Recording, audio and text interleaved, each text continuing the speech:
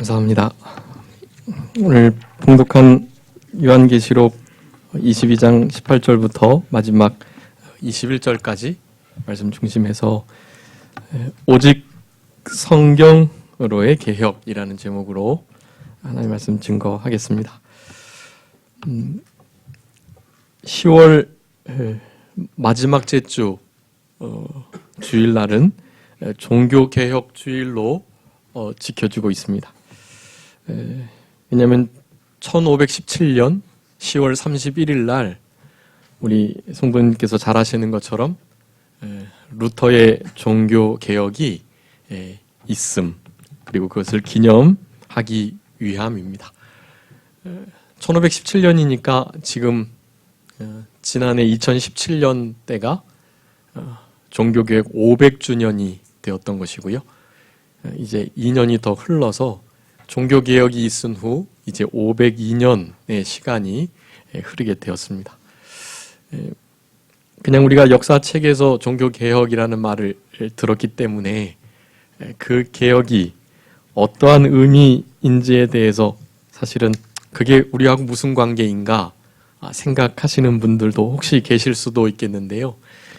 여러분 만약에 그 개혁이 없었다면 우리는 아직도 흔히 말하는 그 가톨릭 천주교의 그 어두움과 흑암의 역사 속에서 성경을 나의 성경으로 삼지 못하고 성경의 권위보다 교황의 권위를 더 인정하면서 그렇게 진짜 구원을 받지도 못할 수 있는 그런 정말 흑암, 어두움의 때를 살아가고 있게 됐는지도 알 수 없는 것입니다. 그런데 그 종교개혁이 있었기 때문에 지금 우리가 이와 같이 광명한 진리의 세계 속에서 참된 자유를 누리며 살아갈 수 있는 것입니다. 여러분들 감사하셔야 되고요. 이 종교개혁주일 10월 마지막 주만이 아니고 우리는 날마다 하나님께서 이 귀한 개혁자들을 통한 이 종교의 개혁을 일으켜 주심을 정말 감사하면서, 그러니까 우리나라가 3.1 운동을 하고 또 광복이 되는 그와 같은 역사, 건국이 되고 광복이 되고 또 이렇게 하나님께서 주시는 큰 은혜 속에서 발전된 이와 같은 은혜를 감사하시면서 여러분 항상 잊지 않고 기억하고 감사해야 할 너무나 역사적이고 중요한 사건, 바로 종교개혁인 것입니다. 우리 종교개혁에 대해서 우리 성도님들께서 잘 아시겠지만 그 개혁은 이름이 종교개혁이지 사실은 종교만을 개혁하는 것이 아니었음을 알아야만 합니다. 그 개혁은요, 삶 전체의 개혁이에요.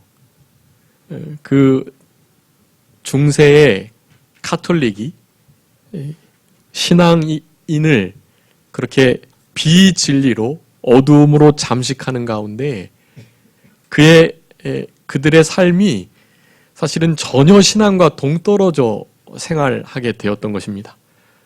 교황이 정치를 하고 그래서 기독교의 정신으로 그렇게 생활을 한다고, 정치를 한다고, 다른 모든 국가의 일들을 다룬다고는 하지만 사실은 교황이 독재권을 가지고 사실은 자기의 마음대로 성경을 라틴어로만 보게끔 했기 때문에요.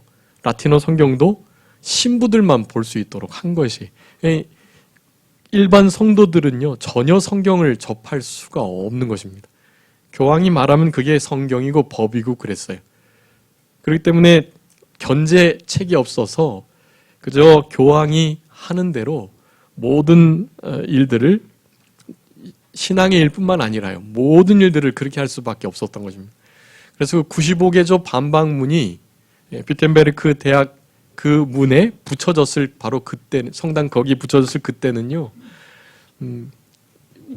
우리 이 카톨릭이 천주교가 뭐 이런 것들이 잘못됐다라는 것들뿐만 아니라 우리 성도들의 일반적인 삶 전체가, 즉 정치, 경제, 문화, 외교, 예술, 하여간 모든 전반에 걸친 모든 역사 그 일들 속에서 그 모든 것이 성경 말씀대로 되어야 된다라는 것을 천명했던 그러한 개혁이었던 것입니다. 여러분, 이것이 아주 중요합니다. 그러니까 우리 신앙인들의, 사실은 신앙인들뿐만 아니라요, 모든 이 땅에 있는 사람들이 하나님의 것이잖아요. 하나님께서 창조하신 자들이잖아요. 하나님의 형상대로 만들어진 자들이잖아요. 그런데 물론 죄악과 원죄와 사탄의 역사로 그 형상을 잃어버리긴 했지만 다 하나님의 것이고요, 하나님께서 주인된 그런 전 우주인 것입니다. 우리는 그것을 잊어버리시면 안 되고, 그와 같은 일들이 점점 흐려졌을 바로 지금 이 정치적인 여러 가지 일, 또 정권의 일, 이런 일들로 계속해서 집회가 있고, 참 신기한 것이 그 집회 속에서 예수 그리스도께서 주가 되신다, 역사의 주가 되신다, 그러니 믿는 자들이 먼저 회개하고 예수님의 주되심을 인정하는 그것으로부터 우리나라의 모든 문제가 해결될 수 있다라는 말을 막 공공연하게 스피커를 통해서 하는 것을, 그런 때를 지금 만났습니다. 옛날 같으면 가당치도 않은 얘기죠. 서울을 성시화하려 하다가 얼마나 큰 낭패를 봤잖아요. 우리 성도님들 생각 속에서도 그래도 종교적 자유가 있는데 기독교가 마치 서울을 기독교화하면 안 되지 않나 하는 생각을 혹시 가지실 수도 있겠어요. 근데 여러분, 그것을 그렇게 생각하시면 안 돼요. 그것은 일반적인 불신자들의 생각이고요. 여러분, 우리 서울 대한민국이 문제가 아니고요, 온 우주 만물이 다 누구의 것이에요? 여러분, 하나님의 것이에요. 결국 이 나라뿐만 아니라 전 지구가 누구의 나라가 될 것입니까? 하나님의 나라, 그리스도의 나라가 될 것이에요. 여러분, 그 점을 잊으시면 안 돼요. 이런 생각을 갖는 것이 치우쳐져 있는 생각이 아닙니다. 크리스찬의 너무나 기본적인 생각이셔야만 해요. 근데 그것을 우리가 잃어버리고 살았습니다. 근데 하나님께서 하나님의 선하신 절대 주권과 섭리를 통해서 지금 역사하고 계시는 것 같아요. 어쨌든 여러분, 계속해서 기도해 주셔야만 하고, 특별히 이와 같은 역사들을 통해서 개혁주의를 맞아 우리의 삶이 개혁되도록 힘쓰셔야만 합니다. 다르게 개혁되시는 게 아니에요. 성경으로의 개혁이어야만 합니다. 루터의 종교개혁 마찬가지였어요. 말씀으로 돌아가자. 우리가 말씀을 잃어버리고 있었는데 그 말씀을 되찾자라는 개혁이 바로 그때의 종교개혁이었어요. 우리의 삶 속에서도 날마다 이와 같은 개혁이 계속 되어야만 합니다. 실제로 교회에서 정치적인 얘기를 하면 안 된다라는 얘기들이 있는데, 그거 저기 좌파 세력이 하는 말이에요. 여러분, 그것이 아주 중요합니다. 교회에서 정치 얘기하지 못하는 게 아니에요. 교회에서는 정치, 경제, 문화, 생활, 예술, 모든 면에 대해서 하나님의 말씀과 뜻대로 해야 함을 천명해야 하는 곳이에요. 정치적인 모든 얘기들도 기독교적으로 잘 되도록 하도록 교회에서 말을 해야만 하는 것입니다. 그런데 흔히 그 종자연이라고 하는데요, 종교자유정책연구원, 그곳에서 하는 말이에요. 왜 교회에서 정치운동을 하고 정치 얘기를 하느냐?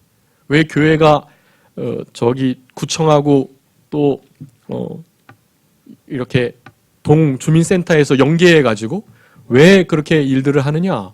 절대로 그렇게 하지 마라. 이런 얘기들을 나가니까 그런가? 그러면 교회에서 그렇게 어려운 일 돕고 함께 하면 안 되나? 그런 말을 가지고 그냥 너무나 하나님의 뜻대로 당연히 해야 할 일도 그와 같은 위협에 그냥 넘어가고 말았던 것입니다.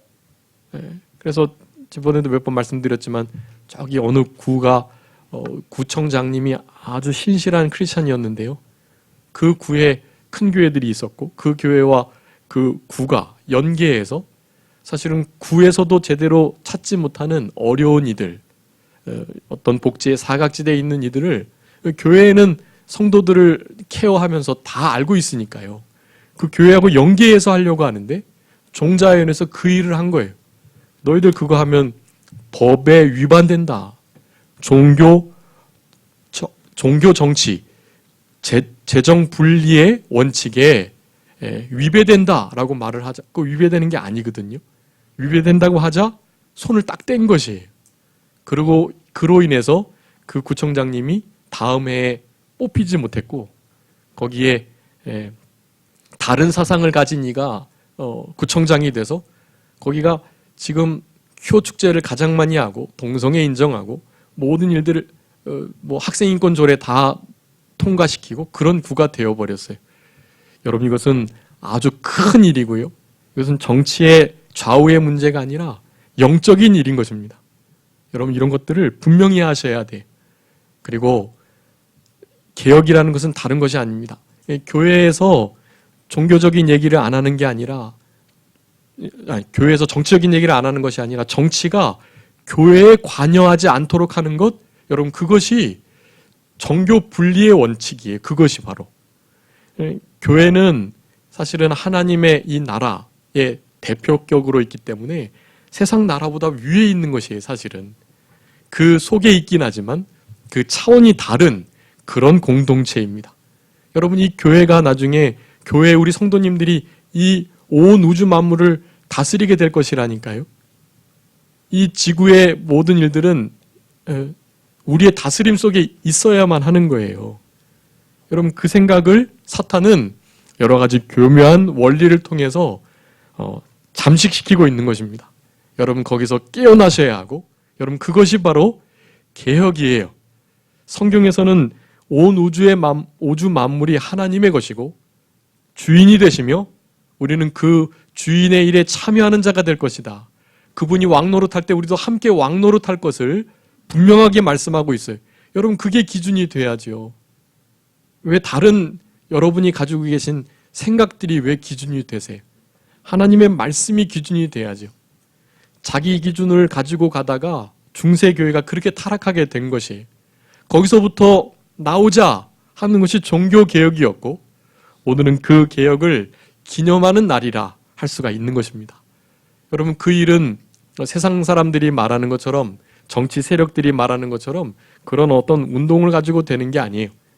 진짜 참된 개혁은 무엇으로의 개혁이다?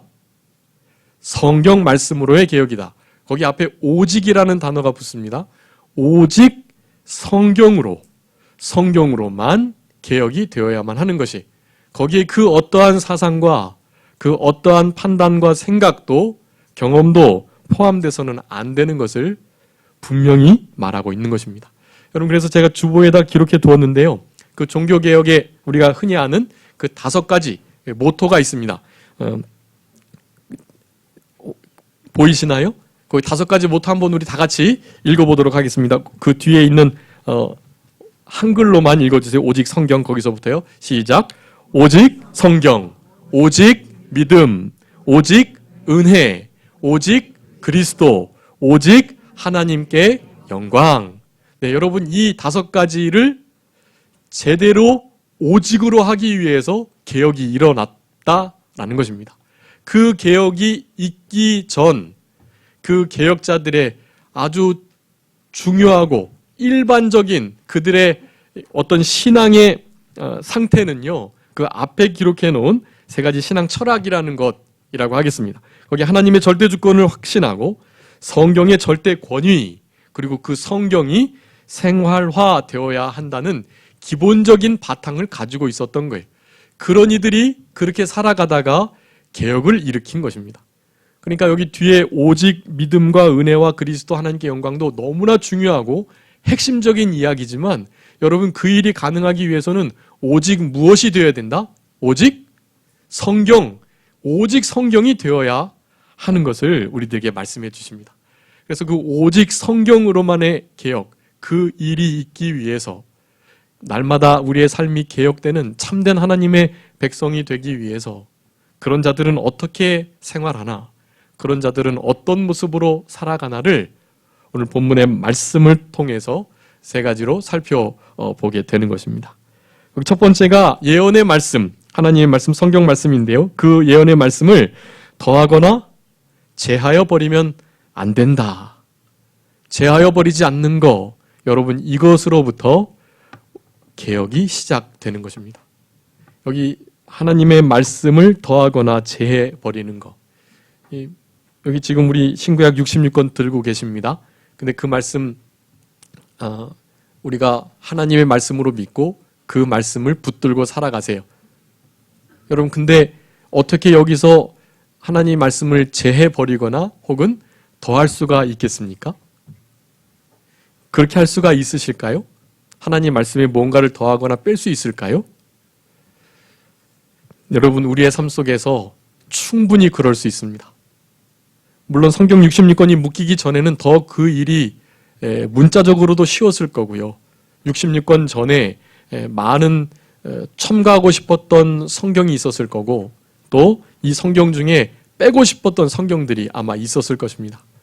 오직 믿음을 강조하다 보니까 행위를 강조한 야고보서 같은 경우는 이 루터, 종교개혁자 루터도 또 다른 칼빈이나 이런 이들도 이 야고보서 같은 거, 그런 거는 성경의 정경으로 끼어서는 안 되는데 그런 생각을 가지고 있었다고 그래요.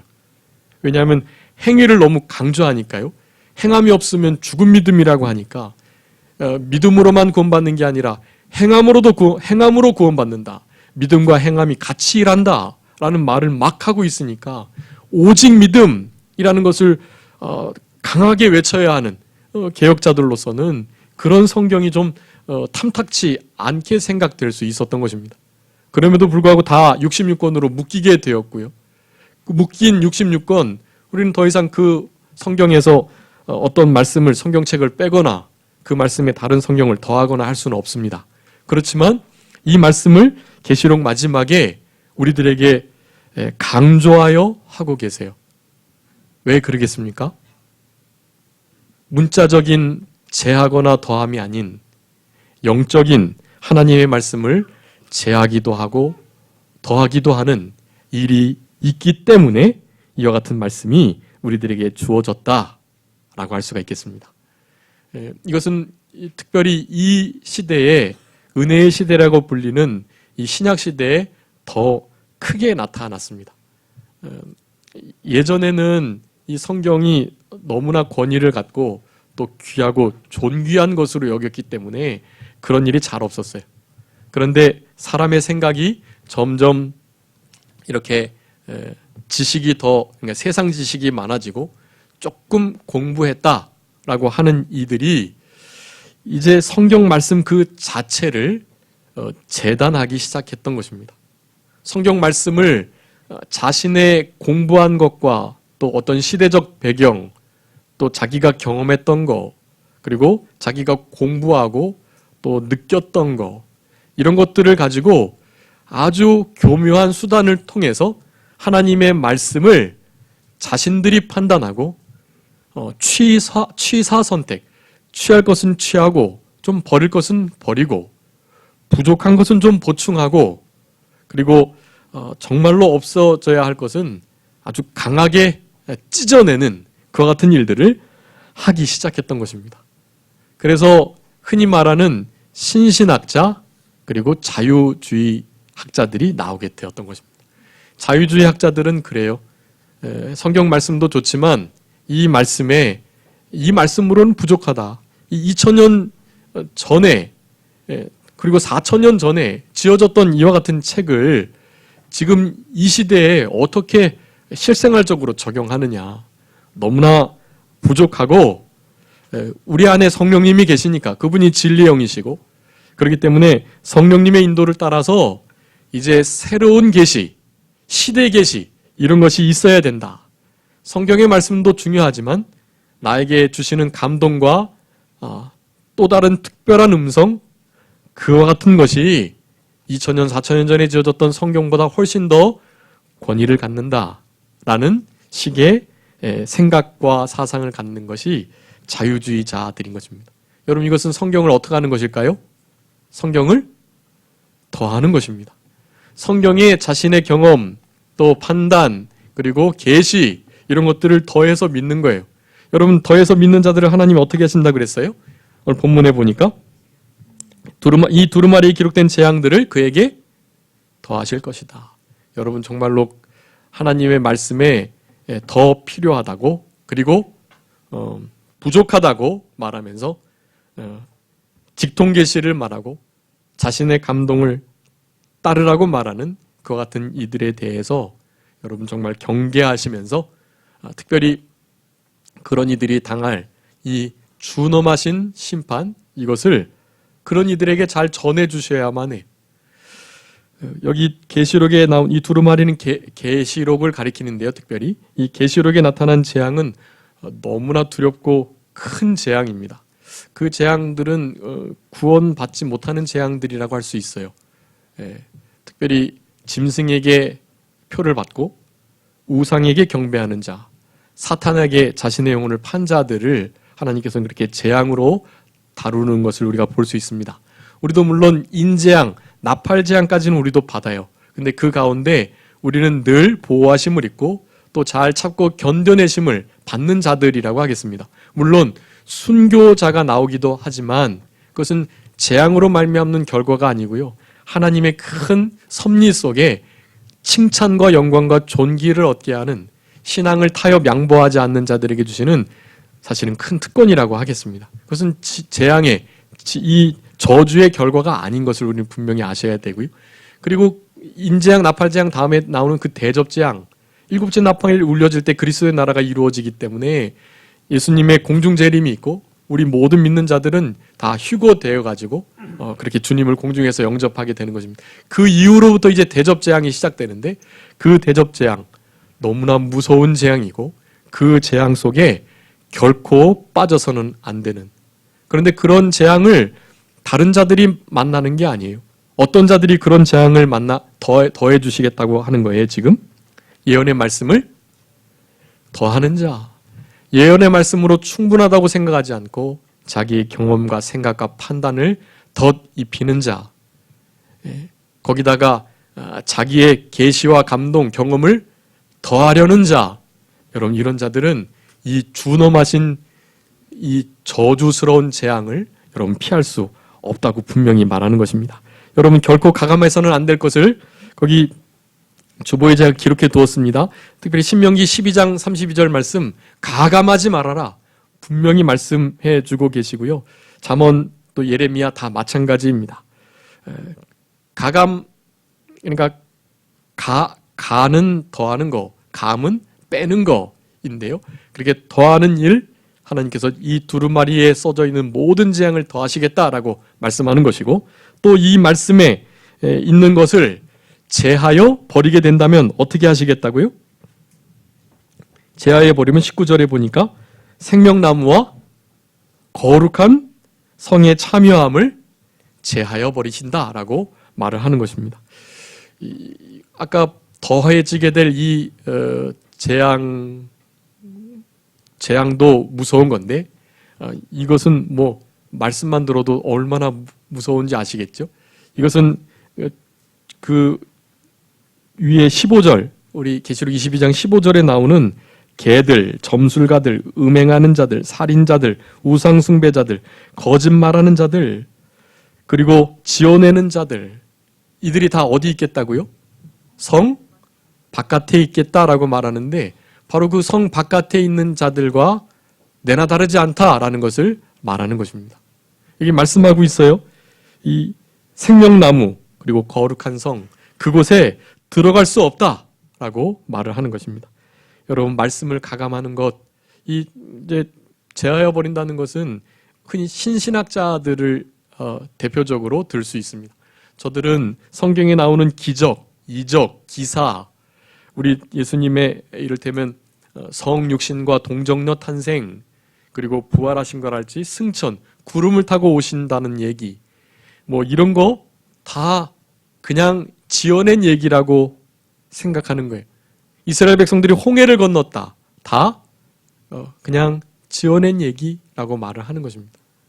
하나님의 말씀을 믿지 않고 하나님의 능력을 신뢰하지 못하는, 그래서 그 말씀의 큰 역사를 제해버리는 그러한 자들 어떻게 하시겠다고요? 생명나무와 거룩한 성에서 제하여 버리시겠다. 여러분, 이와 같은 자리에 있지 않아야만 합니다. 이것은 곧 그 위의 재앙도 그렇고 다 지옥을 뜻할 수 있겠는데요. 여러분, 이 지옥의 고통, 즉 성경 말씀에 자신의 생각을 더하고 또 자신의 생각대로 제거하고 자신의 생각대로 인위적으로 판단하고, 이 중세 가톨릭 교회가 그렇게 해서 타락을 하고 그렇게 해서 개혁이 일어나게 되었던 것입니다. 성경 말씀을 자의적으로 해석하는 거예요. 하나님의 명백한 말씀이 있음에도 불구하고 자의적으로 해석하는 것입니다. 생각의 기준과 세상의 기준과 판단을 따라서, 내가 교육받고 내가 경험한 일들을 따라서 그렇게 하나님의 말씀을 재단하는 것이, 여러분 결코 이런 자리에 있지 않아야만 합니다. 즉 하나님의 말씀을 가감없이 문자 그대로 온전히 받아들이고 그대로 순종하는 것, 여러분 그것이 개혁의, 우리의 삶의, 우리의 가정의, 우리 교회의 개혁의 첫 걸음이다라는 것을 여러분 분명히 아셔야 되겠습니다. 그래서 디도서 한번 읽어주세요. 디도서 1장 9절 말씀. 우리가 성경 말씀을 어떻게 순종하고 지켜가야 하는가. 디도서 1장 9절 말씀입니다. 믿은 말씀의 가르침을 그대로 지켜야 하리니 이는 능히 다른 교훈으로 권면하고 거슬러 말하는 자들을 책망하게 하려 함이라. 아멘. 여러분, 믿은 말씀의 가르침을 어떻게 해요? 그대로 지켜야 된다라는 것입니다. 여러분, 말씀을 가감 없이 그대로 지키셔야만 해요. 여러분, 이것이 아주 중요합니다. 그렇지 않으면 하나님께서 재앙을 더하시고 생명나무 그리고 거룩한 성의 참여함을 제하여 버리실 거예요. 천국 못 간다는 얘기보다는 믿기만 한다면 천국 가지만 천국 가기 전 이 땅에서 얼마나 큰 지옥 고통을 경험하게 될 것을 말하고 계시는 것입니다. 우리의 심령의 고통, 그리고 심령의 고통이 배가 될 수 있도록 육체의 고통까지도 허락하시는 일이 있게 되는 것이, 여러분 그런 일을 결코 받지 않으시도록 하나님의 말씀, 성경 말씀을 가감하지 않는 참된 개혁 속에서 남은 때를 살아가야 되겠습니다. 여러분, 이 말씀을 어떻게 지키느냐, 그것을 하나님은 하나님 사랑의 여부, 그것을 분명히 나누는 시금석으로 보세요. 우리 교단은 뭐 다른 것 잘 부족해도 하나님 말씀 있는 그대로를 믿고 있는 그대로를 순종하고자 하는 교단이기에, 여러분 그와 같은 교단의 정신, 그 노선을 잘 따라가지고 그렇게 하나님의 말씀을 생명과 같이 여기는 그런 우리들이 되어야 되겠습니다. 두 번째는 예언의 말씀대로 속히 오실 줄 믿고 아멘하며 준비하는 거, 여러분 그것이 개혁입니다. 여러분 굳이 뭐 내가 개혁해야 될 필요가 있나?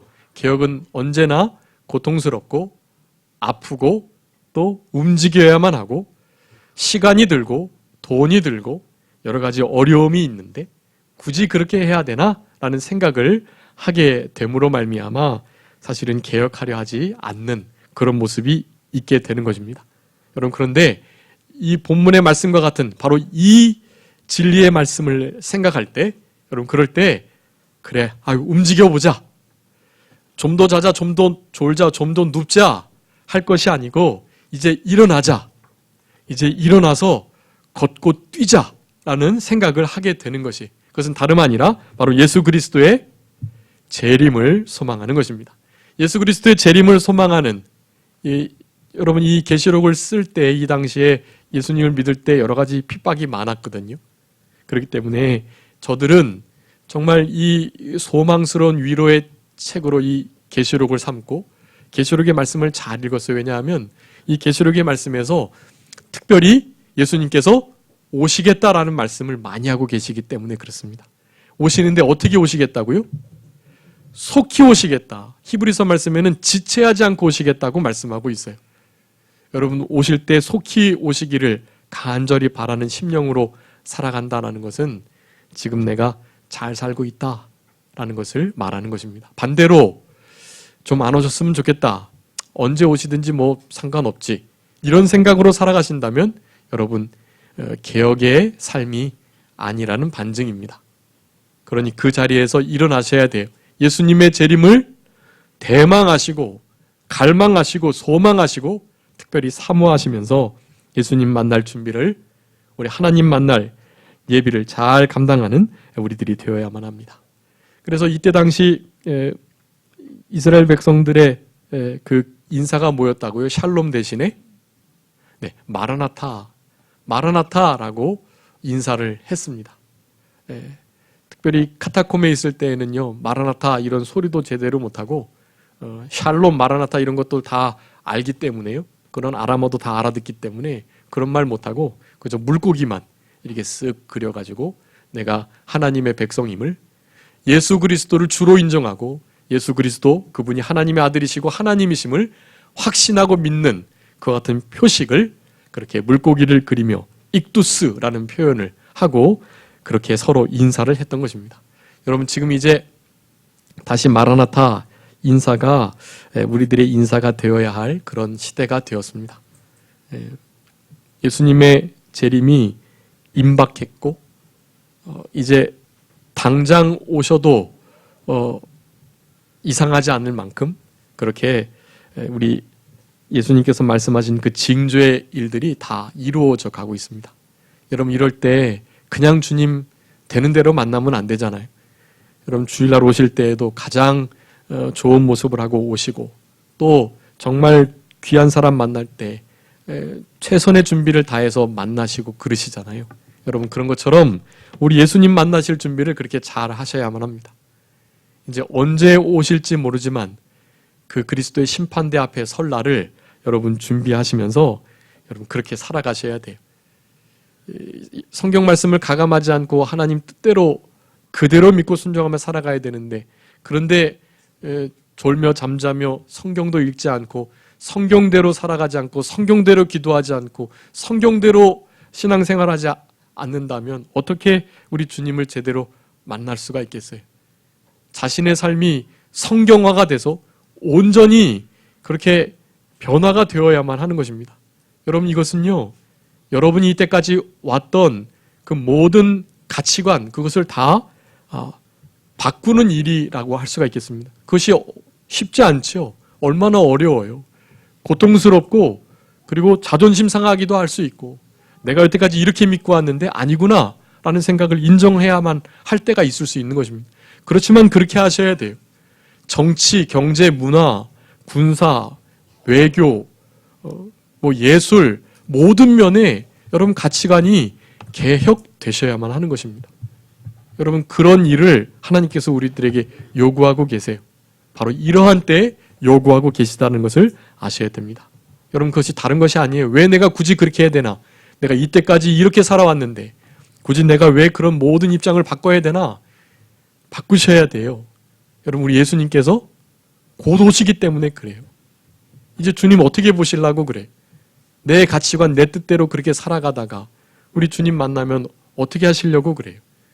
그것은 알게 모르게 내가 성경을 가감하면서 믿은 것입니다. 여러분, 가감하면 어떻게 된다고요? 얼마나 큰 저주를 받고 생명나무, 생명책 같은 단어입니다. 거룩한 성의 참여함을 제하여 버림 받는 거예요. 여러분, 이거 얼마나 무서운 말씀이에요. 여러분, 결코 우리의 심령 속에 날마다 성경으로의 개혁이 될 수 있도록 힘쓰셔야 하는 것이에요. 마지막으로 세 번째입니다. 우리 주 예수님의 은혜가 있을 수 있도록 하는 생활, 그런 생활이 바로 개혁의 생활이다라고 하겠습니다. 아멘, 주 예수여 오시옵소서. 마라나타 신앙을 가지고 살아가지만 그거 우리의 힘으로 될 수 없다라고 말하고 그리스도의 은혜가 있어야만 가능함을 말합니다. 여러분, 은혜는 값없이 주시는 거예요. 받을 만한 조건이 공로가 능력이 없는 자에게 주시는 그저 선물과 같은 것입니다. 여러분, 그럼에도 불구하고 그것이 전제 조건이고요. 그렇게 해서 우리는 믿음을 선물로 받았고 그래서 구원을 얻은 거예요. 그런데 거기서 그냥 그치는 거 아니에요. 성경에서는 은혜 받을 만한 자가 따로 있음을 분명히 말씀하고 있습니다. 하나님은 그런 자에게 은혜를 주세요. 우리 1년 표 중에 하나님의 영광을 구하는 아주 중요한 그 요소, 그 중에 하나가 어떤 하나님을 구하는 거예요? 은혜 받을 만한 자에게 은혜 주시고 긍휼 베풀 자에게 긍휼을 주시는 자임을 알고 소망하고 그렇게 긍휼과 은혜 베풀어 주심을 간절히 바라는 마음으로 살아가야 하는 거예요. 여러분, 그런 삶 자체가 하나님의 영광을 위하는 것이에요. 그런데 그렇게 하나님께서 그냥 하나님께 부르짖고 은혜 주세요 한다고 은혜 주시는 게 아니에요. 거저 주시는 거긴 하지만 은혜를 최초 거저 받은 우리들은 그 은혜를 잃어버리지 않고 그 속에 거할 수 있도록 힘을 써야만 하는 것입니다. 그런 자들을 성경에서는 아주 여러 가지로 말씀하고 계세요. 그래서 제가 거기에 많이 적어놨습니다. 하나님께서 어떤 자에게 은혜를 주시나. 출애굽기 20장 6절 말씀에는요, 나를 사랑하고 나의 계명을 지키는 자에게 어떻게 하신다고요? 1000대까지 은혜를 주신다고 말씀해요. 어떻게 하는 자를 1000대까지 은혜 주신다고요? 하나님을 사랑하고 그의 계명을 지키는 자. 여러분, 그런 자들에게 하나님은 은혜를 주시는 거예요. 그냥 뭐 부르짖는다고 주시는 게 아니. 내가 그렇게 힘을 써야만 하는 것입니다. 또 여기 열왕기상 8장 23절 말씀에는요, 온 마음으로 주 앞에서 행하는 자들, 여러분 그런 자들에게 은혜를 주신다고 말씀하고 계십니다. 시편 31편 19절 말씀에는요, 주를 두려워하는 자, 그리고 주께 피하는 자에게 은혜를 쌓아 두시겠다라고 말합니다. 여러분, 하나님을 두려워하셔야 돼요. 하나님이 사랑의 하나님이시긴 하지만 여러분, 얼마나 말씀의 잣대를 대시는 공의의 정말 의의 하나님이세요. 두려운 분이세요. 하나님을 두려워하실 수 있으셔야만 합니다. 하나님을 두려워하지 않으면 개혁이 될 수 없어요. 하나님을 두려워하는 자, 그리고 그분께만 피하는 자, 여러분 그런 자들에게 은혜를 베풀어 주신다고 말씀합니다. 잠언 3장 34절에는 누구에게 또 은혜를 주신다고 말합니까? 겸손한 자에게 은혜를 주신다고 말씀합니다. 에베소서 6장 24절 말씀에는요, 주 예수 그리스도를 변함없이 사랑하는 자, 여러분 그런 자에게 하나님께서 은혜를 주시겠다 약속하고 계십니다. 여러분, 그 은혜를 받은 자들은요, 그냥 은혜를 받은 게 아니에요. 은혜를 받은 이유, 은혜를 주신 목적은 믿게 하고 또 고난도 받게 하시기 위함이다. 디모데후서 2장 1절에 말합니다. 그러니 은혜를 받은 자, 그런 이들은 반드시 그 은혜를 뺏으려고 하는 사탄의 공격이 있는데, 그 공격 가운데 많은 어려움과 아픔과 또 고난과 환란이 있어요. 근데 그런 걸 잘 이겨내시면서 끝까지 버텨내셔야 돼요. 왜냐하면 그 은혜 속에 우리가 실제로 강해지기 때문에, 디모데후서 2장 1절이 그것입니다. 은혜 속에 강해져야만 고난이 올 때에도 이겨낼 수가 있는 것입니다. 은혜 속에 강하고, 그래서 고난이 올 때 우리에게 은혜 주신 이유가 그 고난 받게 하시기 위함이라는 것을 빌립보서 1장 29절에 말씀하고 있기 때문에, 그 고난들을 잘 이겨낼 수 있는 참된 강함, 그 은혜를 사모하시며 그 은혜에 거하기를, 그 은혜에 있기를 항상 원하는, 여러분 이게 개혁이에요. 하나님의 은혜 없이는 살 수 없다. 하나님의 은혜가 없으면 한순간도 살 수 없다. 물고기가 물을 떠나서 살 수 없는 것처럼 우리는 은혜를 떠나서는 한순간도 살 수 없다는 강한 믿음을 가지고 생활할 때, 그렇게 은혜를 간구하며 은혜를 받을 만한 자격자로 만들어지는 그런 우리들이 되어야 하는 것입니다. 여러분, 이런 것이 다 개혁이에요. 여러분, 본문의 말씀을 통해서 우리 성경으로의 개혁, 이 개혁을 날마다 경험하시는 우리들이 되므로 우리 하나님께 영광을 돌리시고 우리의 구원이 잘 이루어져서 하나님의 나라에 크게 쓰임받고 하나님 앞에 잘했다 칭찬받는 우리 모두가 되어야 되겠습니다. 자, 기도하겠습니다. 살아계신 우리 아버지 하나님, 감사합니다.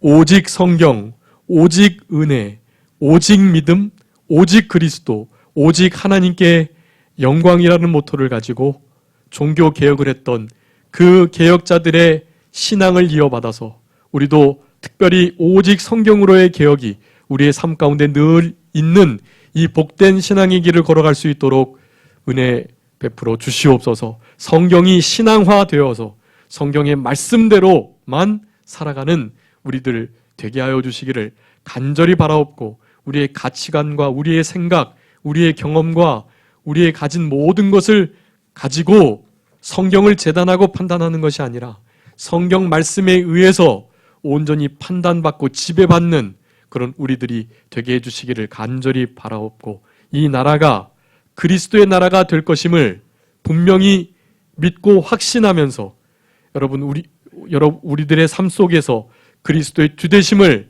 우리의 삶의 현장에서 날마다 선포하고 주장하며 그렇게 살아내는 그런 복된 삶을 남은 때 살아갈 수 있도록 주님께서 은혜를 더하여 주시옵소서. 종교개혁주의를 맞아서 우리의 삶 속에 다시 한번 종교개혁의 제2의 역사가 나타나기를 간절히 바라오며, 주님의 은혜가 이와 같은 일이 있게 해주시기를 그렇게 바라면서 믿고 소망하면서 온전히 주님께 매달리는 그런 우리들의 남은 생애가 되게 하여 주시옵소서. 감사하옵고 예수 그리스도의 이름으로 기도 올리옵나이다. 아멘.